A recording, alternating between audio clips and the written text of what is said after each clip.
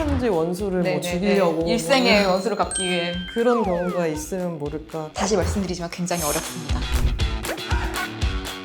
안녕하세요. 오늘 뭐 심신미약에 대해서 이야기를 해보려고 하는데 가명을 주장하실 때 심신미약을 사유로 드신 적이 있나요? 실제로 심신미약 주장을 해본 적은 없고 그리고 요즘에 이제 사회적 문제로 묻지마 범죄가 되게 많이 일어나고 있잖아요. 예전 같으면 우범 지역이나 보통 뭐 심야 시간대에 범죄가 발생하고 하는데 요새 진짜 뭐 그냥 사람 많은 뭐 서현역 뭐 네. 이런 곳에서 쉽게 그러니까요. 일어나잖아요. 그런 묻지마 범죄들 같은 경우 보면 사건 분석할 때 뭐 이 사람이 음주를 했냐, 뭐 마약을 했냐, 혹은 뭐 정신병력이 있었냐 이런 것들을 보는데 그게 이제 심신미약 상태에서 일어난 범죄인가 그거를 보는 거거든요. 이번에 좀 논란이 된 만큼 저희가 한번 요건이나 판단 기준에 대해서 한번 논의해 보도록 하겠습니다.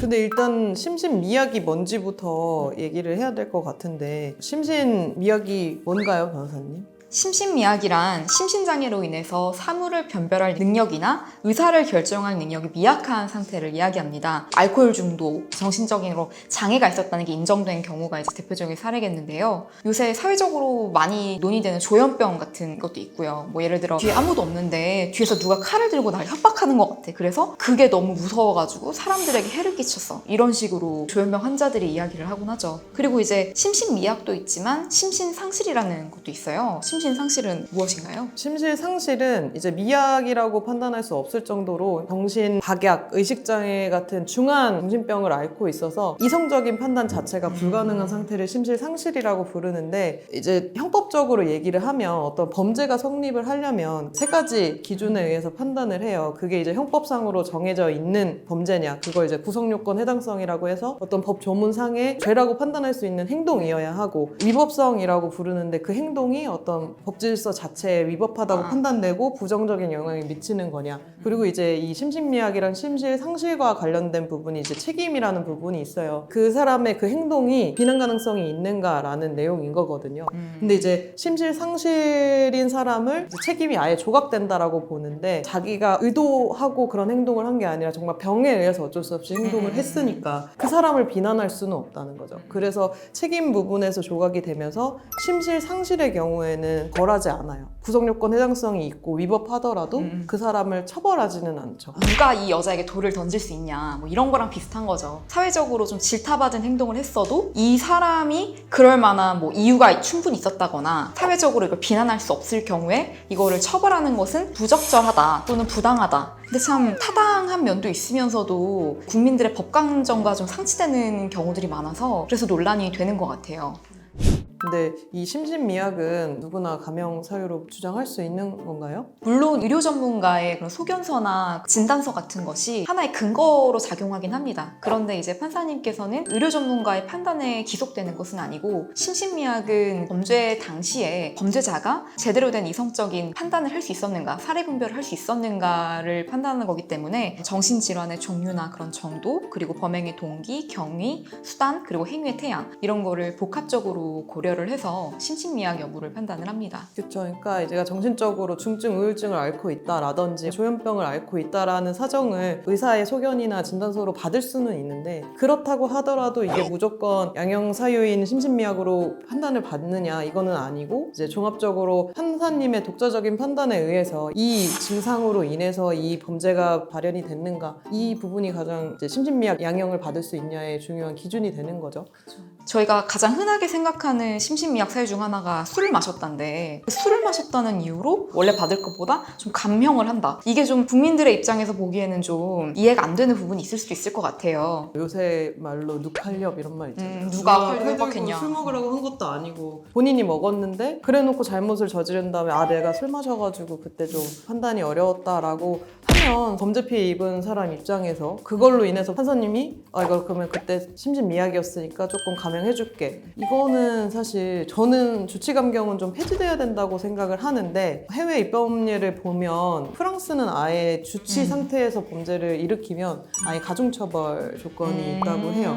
미국 같은 경우는 이제 주치 상태였다라는 거를 변론하지 못하도록 좀 막고 있는 경우도 있다고 하더라고요. 근데 우리나라 같은 경우는 일단 심신미약 상태가 있기 때문에 실제로 그게 어떤 영향이 미친다면 주치감경이 이루어지는 경우도 이제 많지는 않은데 있다고 하더라고요. 조금 더 나아가면은 주치감경이 안 되는 경우 중 하나가 식조 사망의 원인으로부터 자유로운 행위나 해가지고 자의로 심신상실을 야기한 경우에는 그 검경 사유에서 배제를 해요. 그러한 사례 중에 보통 보면은 술을 마셔서 과거에 범죄를 저지른 경험이 있어요. 근데 또 술을 먹고 범죄를 저질렀어요. 그러면 이 사람은 충분히 예측 가능했음에도 불구하고 또 같은 행위를 저질렀으니까 비난 가능성이 있다라고 보고 감경 사유로 취지 않는 그런 사례들은 있습니다. 그 조두순 사건 같은 경우에 그 당시는 이제 지금이랑 다르게 필요적 감경이었나 그랬을 거예요. 그때는 사실 엄청나게 잔인한 범행을 저질렀음에도 불구하고 12년 받았죠, 조두순이. 그래서 그 이후로 사회적 법감정이 되게 안 좋아지면서 개정이 됐어요. 성범죄에서는 일단 주치감경 안 하는 걸로 바뀌었고 이 심신미약에 대해서도 필요적 감경이 아니라 임의적 감경으로 2018년에 그게 법 개정이 되면서 무조건 감경을 해줘야 되는 거에서 판사 판단하에 감경해줄 수도 있고 안 해줄 수도 있는 상황이 된 거죠. 최근에는 점점 더 주치감경에 대해서는 없어지고 있는 추세라고는 해요. 네, 엄격해지고 있어요. 네, 맞습니다. 이렇게 흘러가다 보면은 다른 해외 입법례랑 비슷하게 아예 가중처벌 조항으로 이제 그게 신설이 되거나 술 마시고 만약에 뭐 강력범죄들이 계속 많이 일어난다라고 하면 충분히 입법을 통해서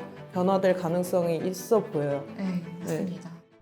변호사님, 그러면 이 심신미약 참작을 받기 위해서 범죄자가 연기를 하면 가능할 거라고 생각하세요?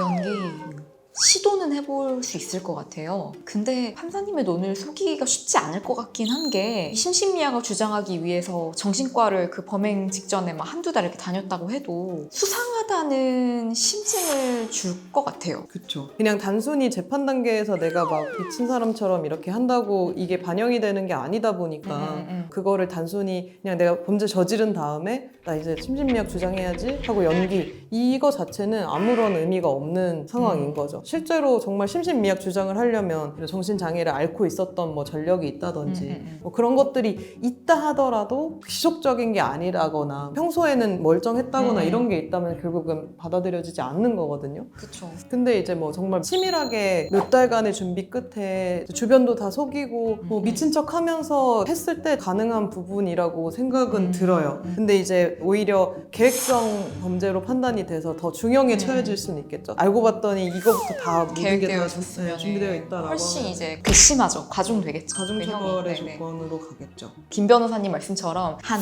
5, 6년을 철저하게 준비했으면 또 모를까. 보통 그런 경우는 없기 때문에. 철천지 원수를 뭐 죽이려고 일생의 원수를 갚기 위해. 그런 경우가 있으면 모를까. 근데 보통 이제 변호사를 찾아오시는 분들이 그렇게 일을 저질러 놓고서는 한번 해볼 수 있지 않을까라고 말씀하시는데 다시 말씀드리지만 굉장히 어렵습니다. 네.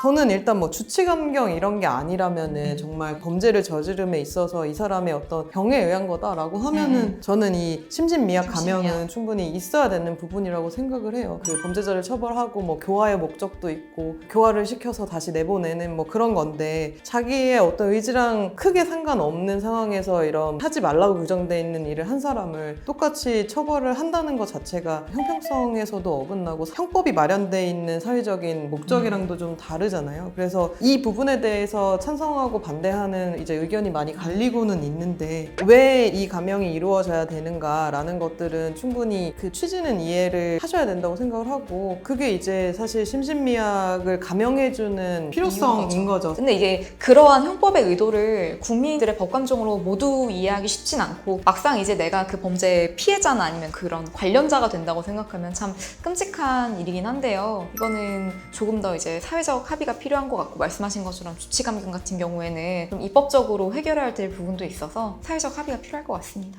오늘 이렇게 심신미약에 대한 이야기를 나누어 보았는데요. 여러분들이 생각하는 심신미약이 무엇인지 자유롭게 댓글로 남겨주세요. 오늘 영상 재밌게 보셨다면 구독과 좋아요, 알림 설정까지 부탁드려요.